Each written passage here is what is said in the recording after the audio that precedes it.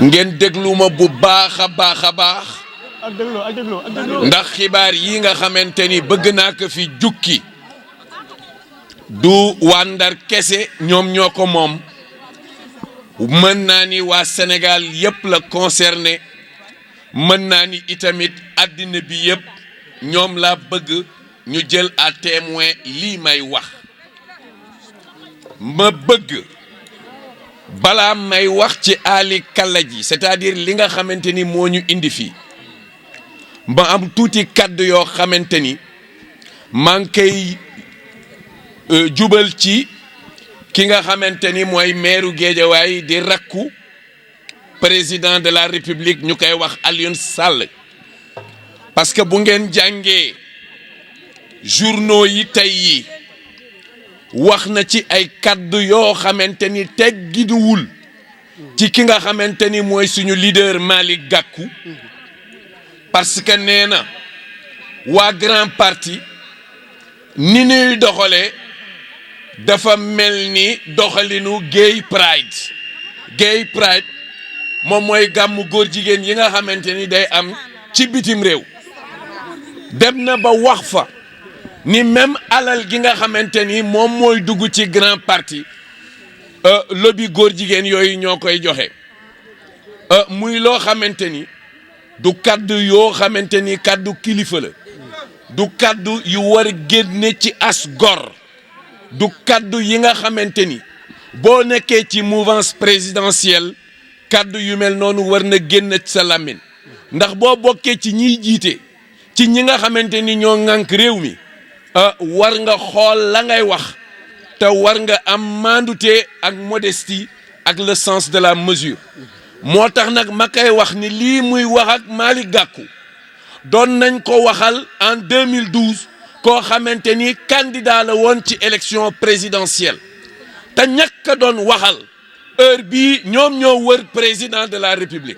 su arrêté wul lii muy wax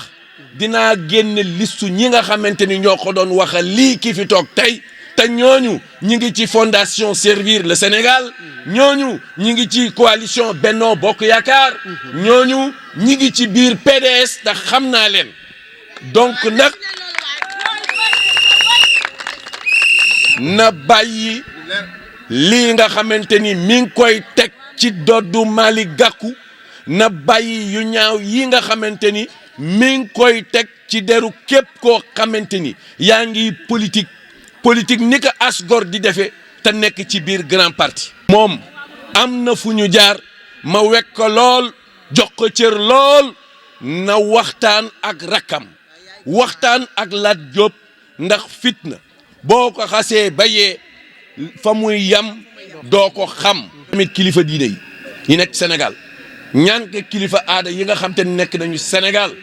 que yu demee nii bu dee jàmm rek la ñu bëgg na dakk te dafay dakk nag dina dagg ci nii wala mu dakk ci ne bi ci njëkk mooy référendum bii am le 20 waa Ndar war nañu xam ni questionnaire bii nga xamante ni ñu ni fukki poñ ak juróom daf cee ne te dara lalu ko lu dul wuruj ak seet naka la ñuy mëne naxe askan wi ngir mën a toogaat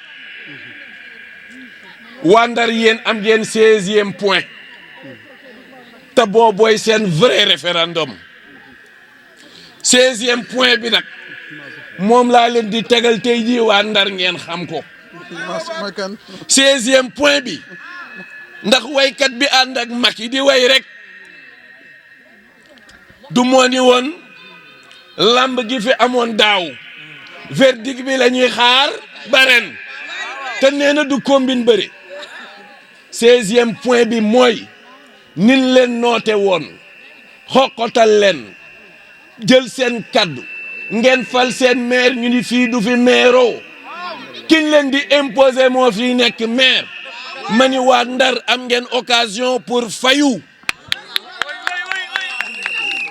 bi mooy non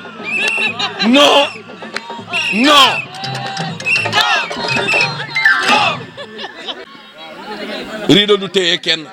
buntu ba la des na buntu ba 16e point bi ci ñun suñu questionnaire référendum waa Ndar mooy tilim gi nekk ci Ndar lëndëm gi nekk ci Ndar ñàkk xëy gi nekk ci Ndar ndóol gi nekk ci Ndar nañ ko wax ñun yooyooy suñu référendum bu fekkente ni nag d'accord ngeen ni Ndar dafa war a continuer ci lëndëm voté leen oui bu fekkente ni nag ndax d'accord ngeen Ndar continuer ci lëndëm bon nag voté leen lan programme parti daanaka yuq beek yax ba yëpp waalo la ndax dañu am programme boo xamante ni ñun dañoo gëm ni waalo ni Californie mel ci États-Unis noonu la waalo wala mer fii ci Sénégal ceeb bi fu muy jóge suukar si fu muy jóge pataas bi fu muy jóge ndox mi fu muy walangaan moo tax ñun xam nañ ni yàlla deseetalu ñu dara bam ñu joxee waalo Mansour Faye moo fi nekk maire bu yebul na xam ni tama du ko ëppi buum ndax li mu fi nekk maire balaa élection di ñëw yéen waa Tabla Waalo am ngeen avocat bu mat avocat bu mën lay gis ngeen li fi war a defaru ñun xam nañu nan la ñuy taxaw tem pour forcer leen ñu ñëw liñ fi war a def ñu def ko fi te dinañ ko fi def ci nii wala ñu def ko fi ci nee parce que yow dëkk bi soo yoree kaaraange askan wi wér gu yaramu askan wi dundu askan wi am na loo xamante ni moomuloo ko moomatoo ko dëkk bi dañ ni nañ ko defar waaye kenn joxu leen réew mi pour ngeen di defaru ci réew mi. Et l'occasion de dire de manière solennelle l'objet de ma visite aujourd'hui au niveau de Tabla Waalo à Pikine. C'est l'occasion, vous me permettez, de revenir sur la déclaration faite par Alioune Sall dans certains quotidiens d'aujourd'hui. Déclaration qui véhicule des invectives à l'endroit de notre leader El Hadj Malick Gakou. Des déclarations très graves. Et je voudrais ici saisir cette opportunité pour demander au président de la République, qui est un frère, qui est le garant de la Constitution et de la stabilité du pays, pour qu'il recadre son frère, recadre Alioune Sall. Parce que des propos de ce genre ont déjà été émis lorsque lui, il était candidat à l'élection présidentielle. Nous avons en ce moment et en son temps bataillé pour que justice soit faite. Nous nous sommes battus bec et ongle d'or pour que l'image de notre candidat à l'époque, Macky Sall, ne soit pas ternie. Mais aujourd'hui, lorsque ces leaders qui sont dans la mouvance présidentielle, des leaders chez qui on attend de la retenue, de la modestie, versent dans l'invective, ça veut dire que exactement ils sont faibles. Parce que l'invective, c'est l'arme des faibles. C'est le lieu encore de dire que l'art de bien gérer, c'est d'abord l'art de bien s'entourer. Malheureusement, ceux qui sont avec le président de la République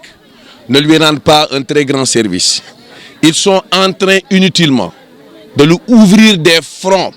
qui peuvent déboucher sur des lendemains regrettables. Donc, je demande au président de la République de tenir le langage de vérité, le discours qui sied à l'endroit de son frère pour qu'il ne déclenche pas l'incendie. Parce que ces petites étincelles, si on y prend garde, risquent de provoquer des incendies. J'en profite également pour demander à tous les khalifes généraux de se prononcer sur ce référendum. Parce que nous sommes en train de constater qu'il y a des discours qui enveniment la situation. Il y a des discours qui ne cadrent pas avec nos valeurs, des discours qui ne cadrent pas avec l'éthique, des discours qui ne cadrent pas avec la morale. Et nous, notre éducation ne nous permet pas justement de répondre du coup de pied de l'âne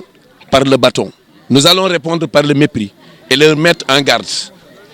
Parce que sinon, nous risquons de réagir. Parce que tant va la cruche à l'eau qu'elle finit par se casser. Le deuxième élément de notre intervention ici, c'était pour conscientiser et sensibiliser les masses sur l'impérieuse nécessité, sur l'obligation civique et morale qu'ils ont pour voter non à ce référendum. Pour voter non à ce référendum. Parce que le questionnaire, je l'ai déjà dit, je ne reviens pas là-dessus. Nous, Saint-Louisiens, nous avons un 16e point. Le 16e point, c'est-à-dire il nous faut laver l'affront de la forfaiture des dernières locales qui a vu la famille du président, la belle famille du président, les auxiliaires du président nous imposer un maire qui a été battu à plate couture par un Saint-Louisien. Donc c'est l'occasion de laver l'affront le 20 mars en allant massivement voter pour la victoire du non. Le troisième élément de ma visite ici s'inscrit directement dans le cadre de la massification de notre parti. Nous voulons, sous peu de temps, faire du grand parti le premier parti de la région de Saint-Louis. Nous en avons l'envie,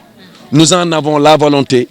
nous en avons les ressources. Et ce que je vois aujourd'hui, la mobilisation des jeunes, les demandes d'adhésion, l'élan de sympathie ou le capital sympathie que nous fédérons au jour le jour, laisse envisager un avenir radieux, un avenir grandiose pour le grand parti.